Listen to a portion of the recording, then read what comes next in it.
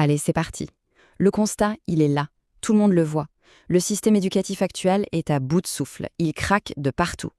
Alors la vraie question, ce n'est plus est-ce qu'il faut changer, mais plutôt comment est-ce qu'on s'y prend? On fait quoi? On subit? On attend que le futur nous arrive en pleine figure? Ou alors, on se retrousse les manches et on commence à le bâtir, là, maintenant. Dans cette analyse, on va décortiquer 5 piliers, 5 idées fortes pour vraiment métamorphoser l'école djiboutienne. Et attention, si on arrivait à mettre en place ne serait-ce que la moitié de ce plan, nos jeunes diplômés, ils deviendraient les plus prisés de toute la région, de toute l'Afrique de l'Est. Je préviens tout de suite, le 5e point, c'est le plus important, le plus crucial. Et c'est sans doute celui qui va faire le plus jaser. Donc il faut bien suivre jusqu'au bout.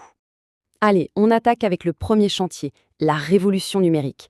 Et là, l'idée, c'est de voir le digital non pas comme une matière de plus à apprendre, mais carrément comme une nouvelle langue. Une langue fondamentale aujourd'hui. Concrètement, ça veut dire quoi? Eh bien, l'idée, c'est de remplacer une partie des cours un peu théoriques par l'apprentissage du code, de la programmation. Et ce, dès le primaire. Pourquoi si tôt? Tout simplement parce que l'ambition de Djibouti, c'est de devenir le hub numérique de la région. Il faut donc que l'école soit totalement en phase avec la stratégie du pays. Il y a une phrase qui résume tout ça à la perfection. On a les tuyaux, il nous faut les cerveaux. C'est exactement ça. Les infrastructures, les fameux câbles sous-marins, les data centers, tout ça, c'est là. Mais maintenant, il faut la matière grise, le capital humain pour faire tourner la machine et vraiment en profiter. Ok, deuxième pilier. Et celui-là, il est vraiment intéressant parce qu'il propose de faire exploser la salle de classe, de faire tomber les murs, au sens propre comme au figuré.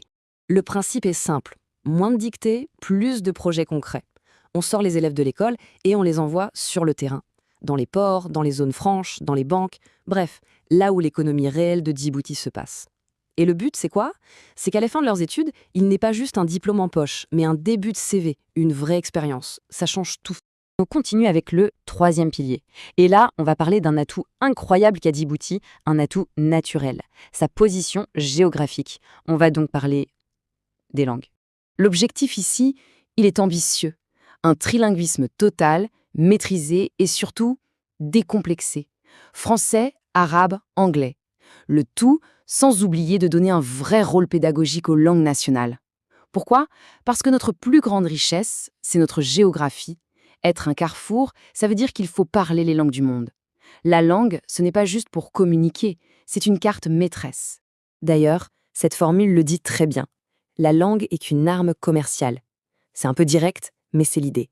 Maîtriser les langues, c'est se donner un avantage économique absolument crucial. 4e point.